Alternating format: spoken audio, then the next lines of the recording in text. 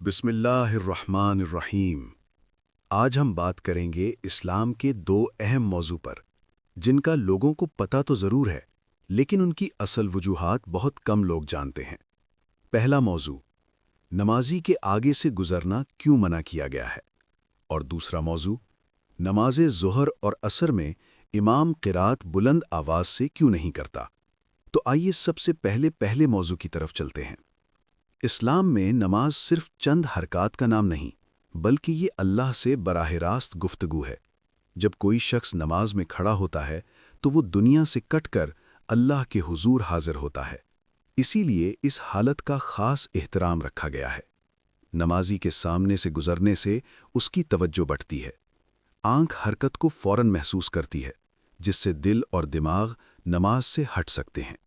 اسلام نماز میں دل کی حاضری چاہتا ہے اور آگے سے گزرنا اس کے خلاف ہے۔ نمازی کا سامنے کا حصہ اس کی نماز کی حد ہے۔ فقہ میں اسے نماز کی حدود سمجھا جاتا ہے۔ اسی لیے نبی کریم صلی اللہ علیہ وسلم نے سترہ یعنی آڑ رکھنے کی تاکید فرمائی تاکہ نماز کی حد واضح ہو جائے۔ نمازی کے آگے سے گزرنے کی مثال یوں سمجھیں جیسے آپ کسی بہت بڑے افسر یا کسی نہایت معزز شخصیت سے نہایت اہم بات کر رہے ہوں پوری توجہ کے ساتھ، اور عین اسی لمحے کوئی شخص آ کر آپ کے اور اس شخصیت کے درمیان کھڑا ہو جائے۔ آپ کی نظر بھی کٹ جائے، بات بھی ٹوٹ جائے، دل میں جھنجھلاہٹ پیدا ہو جائے۔ سوچیں آپ کو کتنا برا لگے گا۔ نماز میں بندہ دنیا کے سب سے بڑے بادشاہ اللہ تعالیٰ سے بات کر رہا ہوتا ہے۔ اب اگر کوئی اس کے اور اللہ کے درمیان سے گزر جائے تو یہ صرف جسمانی گزرنا نہیں بلکہ توجہ، خشوع اور ادب میں مداخلت ہے۔ اسی لیے اسلام نے اسے منع کیا تاکہ بندہ جب اللہ کے سامنے کھڑا ہو تو اس کی بات، اس کا ربط، اس کا ادب کسی کے گزرنے سے نہ ٹوٹے۔ نمازی کو چاہیے کہ جب نماز میں کھڑا ہو تو آنکھ، دل اور خیال تینوں کو ایک ہی سمت میں کر لے، اپنے گناہوں کو یاد کرے، اللہ کے سامنے اپنی کمزوریوں کا احساس رکھے، یوں سمجھے جیسے وہ آخری بار سجدے میں جا رہا ہو۔ جب دل اللہ سے جڑ جاتا ہے تو سامنے سے کون گزرا، کون رکا، یہ سب خود بخود غیر اہم ہو جاتا ہے۔ اور جو شخص گزرنا چاہتا ہو اسے بھی چاہیے کہ چلتے چلتے ذرا رک جائے، بیٹھ کر یا ایک طرف ہو کر دیکھ لے کہ کہیں کوئی اللہ کے حضور کھڑا تو نہیں۔ اگر کوئی نماز پڑھ رہا ہو تو کھڑے ہو کر بے صبری سے انتظار نہ کرے، کیونکہ اس کی بے چینی نمازی کے دل میں خلل بن جاتی ہے۔ وہیں بیٹھ جانا، راستہ بدل لینا یا چند لمحے ٹھہر جانا اللہ کے ہاں زیادہ محبوب ہے۔ یاد رکھیں، اگر نمازی کی نماز میں خلل پڑا تو اس کا گناہ صرف نمازی پر نہیں بلکہ اس پر بھی ہے جو جان بوجھ کر اس کے سامنے سے گزرا۔ نماز صرف فرد کی عبادت نہیں، یہ پورے معاشرے کا ادب ہے۔ نمازی بھی ذمہ دار ہے اور گزرنے والا بھی۔ امید ہے آپ جان گئے ہوں گے کہ نمازی کے آگے سے گزرنا کیوں ممنوع ہے۔ اب آتے ہیں دوسرے موضوع کی طرف۔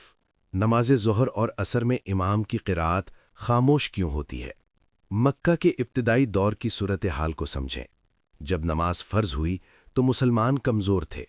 کفار مکہ نماز کے دوران آوازیں کستے، قرآن کا مذاق اڑاتے اور کبھی کبھی تکلیف بھی پہنچاتے تھے۔ خاص طور پر دن کے وقت، ظہر اور عصر کے وقت جب بازار آباد ہوتے تھے اور کفار کی موجودگی زیادہ ہوتی تھی۔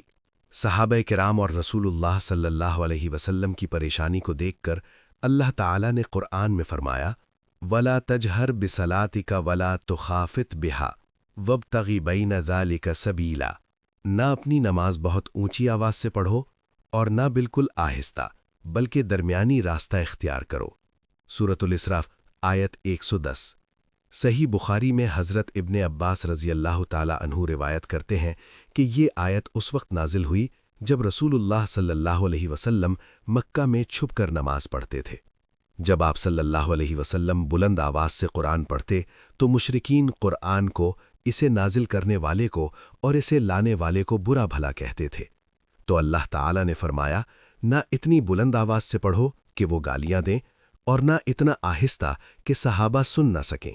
یہ واضح حدیثی دلیل ہے کہ مکہ میں کفار کے رد عمل کی وجہ سے آواز کے بارے میں حکم آیا، لیکن بعد میں جب مدینہ میں اسلام مضبوط ہو گیا تو نمازوں کی موجودہ ترتیب سری اور جہری باقاعدہ سنت کے طور پر مقرر ہو گئی۔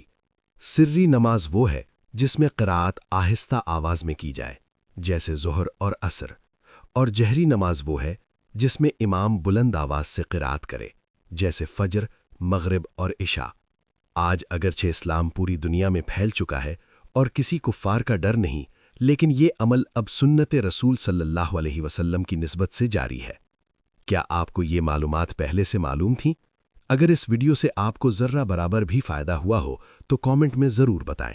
آپ کی رائے ہی علم و نور کو مزید ایسی تحقیق پر مبنی ویڈیوز بنانے کا حوصلہ دیتی ہے۔